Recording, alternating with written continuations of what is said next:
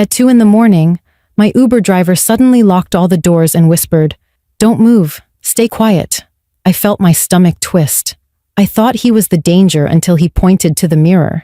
That was the moment I realized something was terribly wrong. My name is Avery Holt. I'm 22. My mom is Lena, a nurse who always tells me to trust my instincts. My younger brother is Noah, who checks on me every night because he worries too much. I was alone in the back seat, confused and scared, trying to understand why a stranger was locking me inside his car at that hour. Then he leaned forward, his voice low but steady. "Avery, look behind us." I saw a dark sedan with no headlights on, following us at a slow, steady pace. He took a breath and said, "I know who is inside that car." Everything inside me froze. I had left my friend Zara's apartment after a long night of studying for a morning exam. I was tired and ready to get home. The street outside her building was quiet, the kind of quiet that makes you want to walk fast and keep your head down. Noah's car had broken down earlier that day, and my mom was working an overnight shift at the hospital, so I ordered an Uber. When the Uber pulled up, the driver greeted me with a small smile. His name was Rylan Cross. He looked to be in his mid-30s, calm and polite. He said, "Good morning," or "Good night. Depends how you see it." His voice was friendly enough that I relaxed a little. The ride felt normal at first. We talked about my exam, his night shift, and how cold it had gotten. I leaned back and scrolled through my phone. I was tired but awake enough to notice the quiet roads and the empty sidewalks. The city never felt unsafe to me, but being out at that hour always made me a little uneasy. I tried to shake it off. The car was warm, the ride smooth, and I was close to home. But after a few minutes, Rylan stopped talking. His posture changed. His shoulders tightened. He kept glancing into the rearview mirror. At first, I thought he was watching for traffic, but something in his eyes looked tense. The shift in the air made my heartbeat rise. I sat up straight, wondering if something was happening that I couldn't see yet. I didn't know that those quiet glances were the start of the most frightening ride of my life. If you're watching this, hit subscribe and comment where you're watching from so I can welcome you to the channel. The quiet inside the car grew heavier with every passing second as I watched Rylan's eyes lift again and again toward the rearview mirror. At first, I tried to convince myself that I was imagining his tension. Maybe he was tired. Maybe he was just being careful. But the way his fingers tightened around the steering wheel made the air in my chest sink. He was breathing slower, like he was trying to stay calm for a reason I didn't understand yet. I shifted forward in my seat and asked if everything was all right. He didn't answer right away. Instead, he pressed the lock button on the door panel, and the soft click of the doors securing themselves felt louder than any sound I had heard that night. My heart jumped. I stared at him, trying to make sense of what he was doing. He kept his eyes forward as he said, in a voice that was firm and steady, "Avery, I need you to listen carefully." Those words hit me with a cold rush. Fear rose in my throat so fast that I could barely form a response. I managed a shaky, "Why did you lock the doors? What are you doing?" He didn't raise his voice. He didn't look angry. He looked focused in a way that scared me even more. He said, "I'm trying to keep you safe. Look in the mirror." My hands trembled as I leaned forward to see what he was talking about. Behind us, a dark sedan moved along the same lane, far too close for comfort. The headlights were off, which made the car almost blend into the night. It was the kind of detail that your mind notices a second after your body reacts. A sharp wave of fear washed over me, and my breathing turned uneven. I asked why someone would drive like that at 2 in the morning. Rylan said, "They started following us the moment I pulled away from your friend's building." He spoke slowly, like each word had weight he didn't want to drop. My body stiffened. I felt trapped between panic and disbelief. I pulled out my phone and quickly opened Noah's contact, ready to call him. But Rylan shook his head. "Don't make a call. If they see you moving around too much, they'll know we know." His voice had a calm urgency that forced me to freeze. My hand hovered over my phone as I tried to understand the danger. I wanted to run. I wanted to jump out of the car, even though that made no sense. Being still felt unbearable. I whispered, "Who are they? Why are they following us?" Rylan let out a slow breath. I didn't want to scare you, but I'm pretty sure I know who is inside that car. This is not random. My stomach twisted again, tighter this time.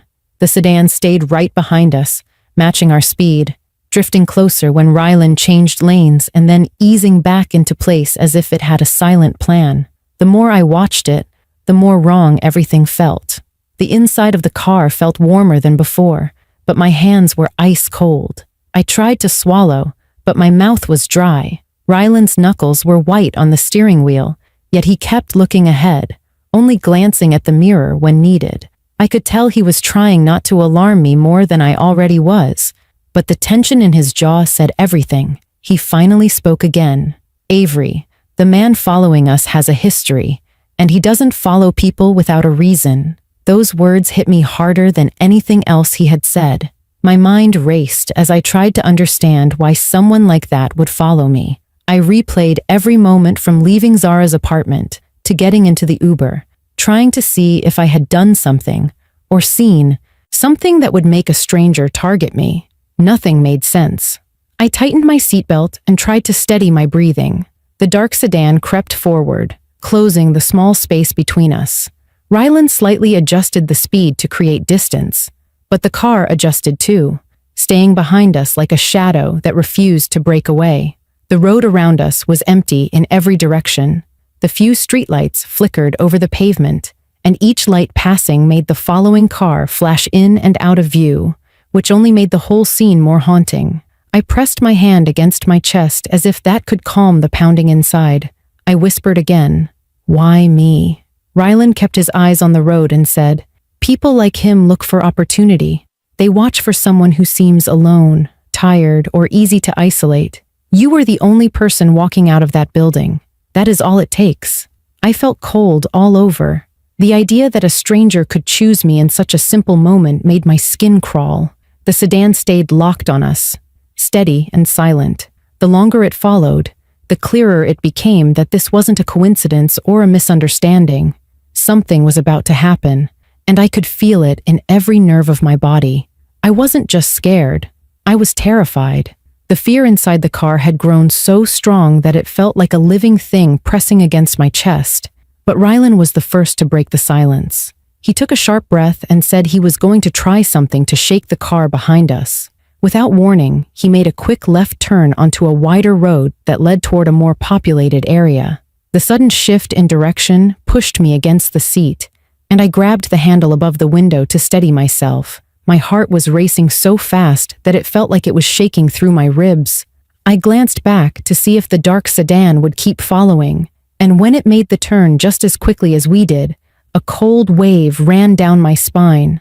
That was the moment I made a decision. I would trust Rylan, even if I did not fully understand what he knew or how serious this danger was. My hand hovered near the door handle, and I kept my phone in my lap, ready in case he or I needed to act fast. I said, "Tell me what is going on. I need to know the truth." Rylan nodded, still focused on the road. He said, "You deserve to know who is back there. I used to work in private security. I helped transport people who needed protection. I have dealt with men like the one behind us." His voice grew tighter as he added, "The car looks like it belongs to a man named Dax Morrow." The name meant nothing to me, but the tension in his voice made it clear this was someone dangerous.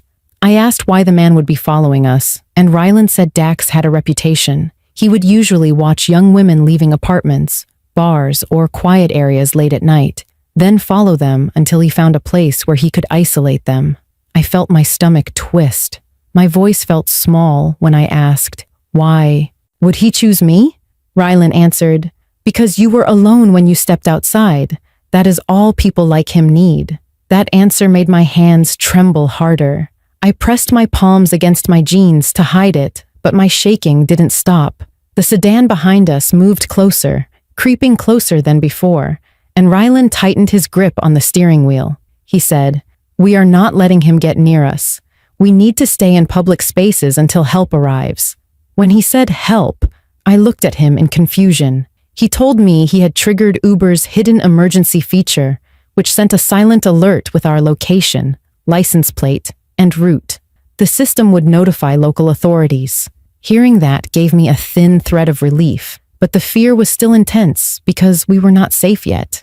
I leaned forward in my seat and searched the road ahead.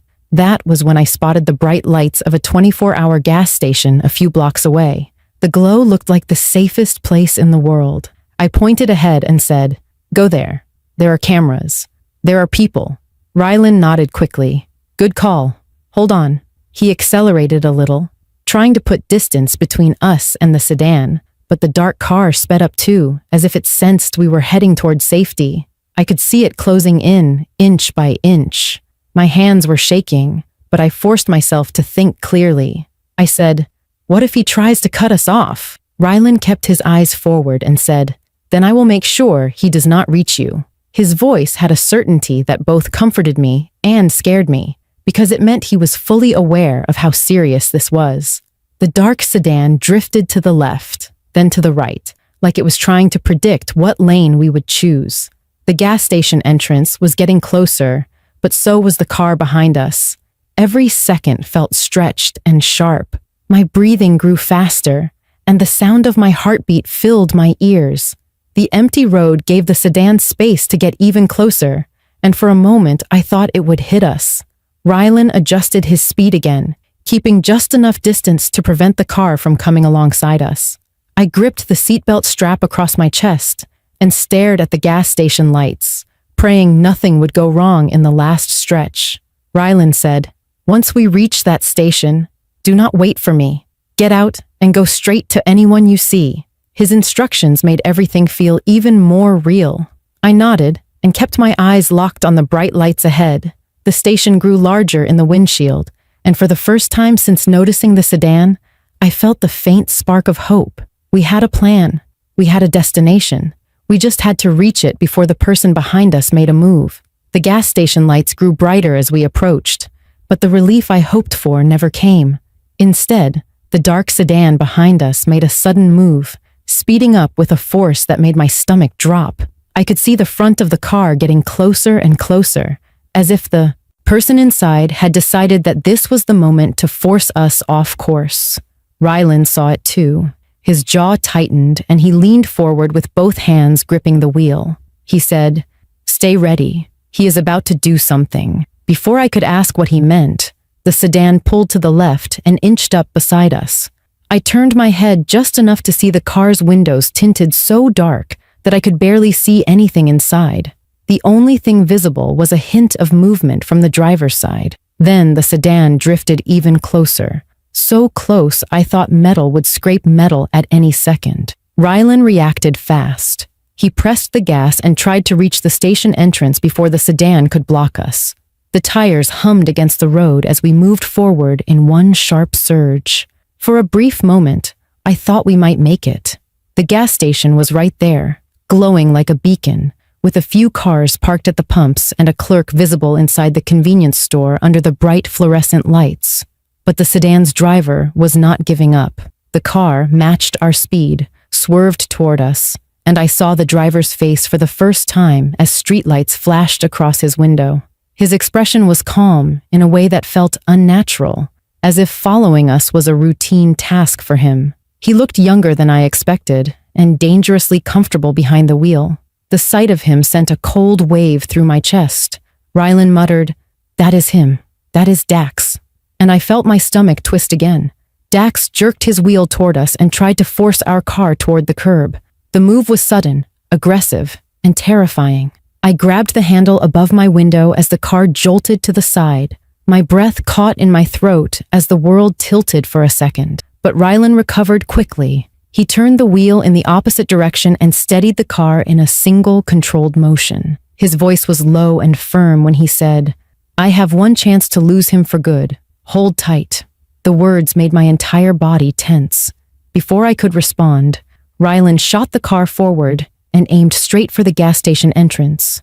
Dax tried to follow, but his angle was off. Rylan swerved sharply into the driveway, and the sudden turn made me grip the seat with both hands. The sedan tried to mimic the move, but the pavement near the entrance was slick from a recent cleaning. The dark car skidded sideways and slammed into a concrete barrier near the side of the building. The sound echoed through the lot like a heavy crack. My breath left my body in one sharp rush. Gas station customers jumped and turned toward the noise as Rylan pulled the Uber to a stop near the front door of the convenience store. He threw the car into park and said, "Go, right now." I pushed the door open with shaking hands, ran toward the entrance, and waved at the attendant who had already stepped outside in alarm. My legs felt weak, but fear kept me moving. I shouted for help, and the attendant immediately grabbed his phone to call the police. Rylan stepped out of the driver's seat and kept his eyes on the crashed sedan. He moved with a protective stance, as if ready to block Dax from reaching me. A few seconds later, the driver's door of the sedan opened. My breath caught again. Dax stumbled out of the car, looked around, and then tried to run behind the building. His movement was quick and desperate. Rylan yelled for the attendant to tell the police that the suspect was fleeing on foot. My heart pounded as I watched the dark figure of Dax disappear behind the gas station. Everything felt unreal. Within minutes, a patrol car pulled into the lot, lights flashing, tires screeching slightly as it stopped. 2 officers jumped out and went around the side of the building with their flashlights raised. I held onto the edge of the store counter, shaking so hard that the clerk asked if I needed to sit down. I could not answer. I could only watch the officers vanish behind the building. Shouts came from the back of the lot. Then another voice shouted to someone to get on the ground. Moments later, the officers emerged with Dax in handcuffs. He was breathing hard and glaring at the ground, but he did not resist. Seeing him caught filled me with a strange mix of relief and fear. Relief that he could not reach me, fear that he had been so close in the first place. Rylan walked over to me, his face returning to a calm, steady expression. He said quietly, "You are safe now. They have him." I nodded, unable to speak through the tightness in my throat. When my mom and brother arrived after being notified by police, Noah wrapped his arms around me so tightly I could finally breathe again. For the first time that night, I felt safe, even though my hands were still shaking. The danger was over, but the fear was still settling inside me, and I could feel the weight of everything that almost happened. The ride home from the gas station felt different than anything I had experienced before. My mom sat beside me in the back of her car, holding my hand so tightly that her fingers pressed into my skin, but I did not mind because it reminded me that I was no longer alone. Noah sat in the front seat, checking the mirrors every few seconds, even though the police had assured us that Dax was in custody. Every building we passed looked unfamiliar, even though I knew these streets by heart. Fear had changed the way I saw the world, and it was strange how quickly normal places could turn into reminders of danger. When we finally pulled into our driveway, I stepped out of the car and felt my legs wobble. My mom wrapped her arm around me and guided me inside as if she was afraid I might break. The house smelled like the lavender candle she always lit after a long shift, and for the first time that night, I let myself cry. Not the quiet kind of crying, but the full release that comes when your body is safe enough to feel everything at once. My mom held me close and whispered that I was brave, stronger than I knew, and that I had done everything right.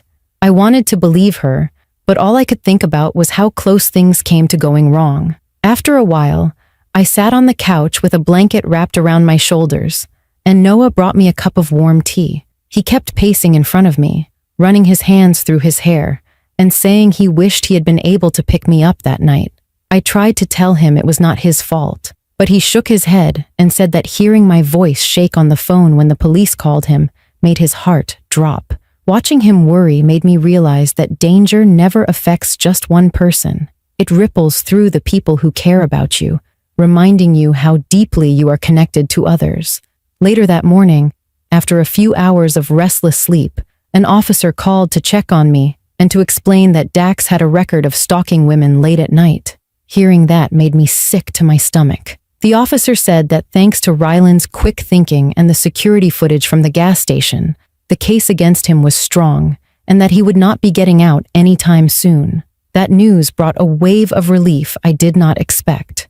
I thanked the officer over and over, and when the call ended, I sat on the edge of my bed and let myself breathe slowly, feeling the weight lift just enough for me to stand. The next thing I did was call Rylan, I did not know if he would answer, but he picked up after 2 rings with a calm, "Hello." I told him thank you, not just for driving, but for choosing to protect me when he could have ignored the danger and kept going. He said he was grateful he had been in the right place at the right time, and that he hoped I never had to experience anything like that again. His voice was steady, but I could hear a hint of emotion, like the fear from the night before had reached him too. When we hung up, I felt a deep sense of gratitude for someone who had been a stranger only hours earlier, but had become the reason I was still safe. Over the next few days, my family stayed close. My mom refused to let me walk to my car alone, even in broad daylight. Noah charged my phone, updated all my safety apps, and set location sharing without asking. I found myself checking over my shoulder more often, looking twice before unlocking a door, and paying more attention to the people around me. It was not paranoia, it was awareness, the kind you gain only after learning how quickly a normal night can shift into a nightmare. Yet the biggest lesson I took from that night was not just about danger, it was about instinct. I had always brushed off the small warnings in my gut, telling myself I was overthinking, but now I understood that instincts exist for a reason. The pressure in my chest when I noticed something felt wrong, the tension I sensed before seeing the car behind us, the urge to trust Rylan even through fear, all of it mattered. All of it helped keep me alive. A week later, life began to feel normal again.